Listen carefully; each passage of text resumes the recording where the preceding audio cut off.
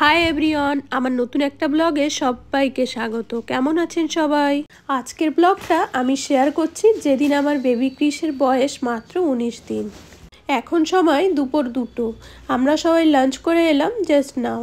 আজকের দিনটা একটু ইমোশনাল, কারণ আজ আমার হাজব্যান্ড রিন্টু কলকাতা থেকে আবার ব্যাঙ্গালোরে ফিরে যাবে একা। আমি আর বেবি কিছুদিন পরেই যাব। এই মোমেন্টসটা একটু শান্ত, কারণ ক্রিস এখন ওর বাবার পিঠের উপরে ঘুমোচ্ছে। এটা বেবির জন্য softest warmest bed in the world. দুপুরের ঘুমটা অনেকটাই ডিপ হয়ে যায়, আমি যেখানেই শুয়ে দিই সেখানেই ঘুমিয়ে পড়ে। He is looking so cute right now, but honestly রাতের সিন সম্পূর্ণ different, crying and lots of sleepless. আজ বিকালে রিন্টুর কিছু ক্লোজ ফ্রেন্ড বেবিকে দেখতে আসার কথা ছিল। ঠিক 4টের সময় ওরা চলে এলো। 4জন বন্ধু এসেছে, সবাই অনেক ভালো লাগার মানুষ। ওরা ক্রিসকে নিয়ে অনেক আদর করলো, গল্প হাসি সব মিলিয়ে চমৎকার একটা পরিবেশ ছিল। ওদের জন্য একটা সিম্পল খাওয়ার আয়োজন করা হয়েছিল, লুচি পনির আর সাথে মিষ্টি। ওরা বেবির জন্য কিউট কিউট গিফটও এনেছে। এখন দেখায় কি কি গিফট ক্রিস পেয়েছে। প্রথমটা হচ্ছে স্কাই ব্লু কালারের একটা 8 পিসের বেবি ড্রেস সেট। এই সেটটার মধ্যে আছে বিব, মিটেন, ক্যাপ, টাওয়েল আর 3 রকমের জামা প্যান্ট, আর এর প্রিন্টটাও খুব সুন্দর। আর দ্বিতীয়টা হলো পিচ কালারের একটা ড্রেসের সেট।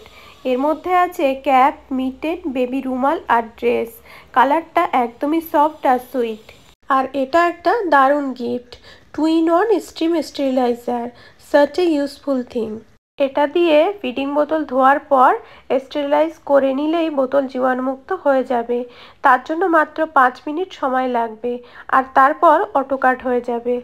সন্ধ্যা নাগাদ আবার আমার মামা শ্বশুর বাড়ির সবাই বেবিকে দেখতে এলো।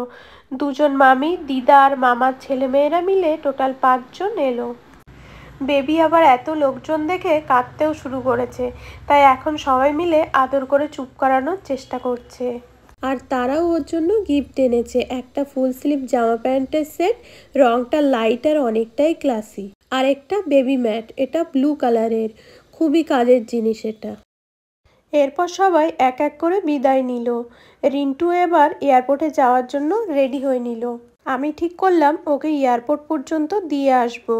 বেবিকে মামিদের কাছে রেখে আমি আর রিন্টু বেরিয়ে পড়লাম। কবে আবার দেখা হবে, আমি কবে ব্যাঙ্গালোরে ফিরবো, এখনও কিছুই ফিক্স নয়। এয়ারপোর্ট থেকে একা ফিরে এলাম বাড়িতে। এবার থেকে রাতগুলো আমায় একাই সামলাতে হবে। Me and my little Chris.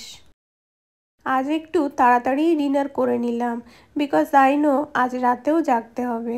But when Chris sleeps peacefully, I just keep watching his face, so soft, so innocent.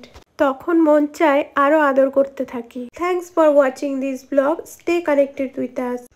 Don't forget to like, share and subscribe for more baby moments. আজকের ব্লগটা এখানেই শেষ করলাম। সবাই ভালো থাকবেন, সুস্থ থাকবেন। পরবর্তী নতুন একটা ব্লগে আবার দেখা হবে। টাটা।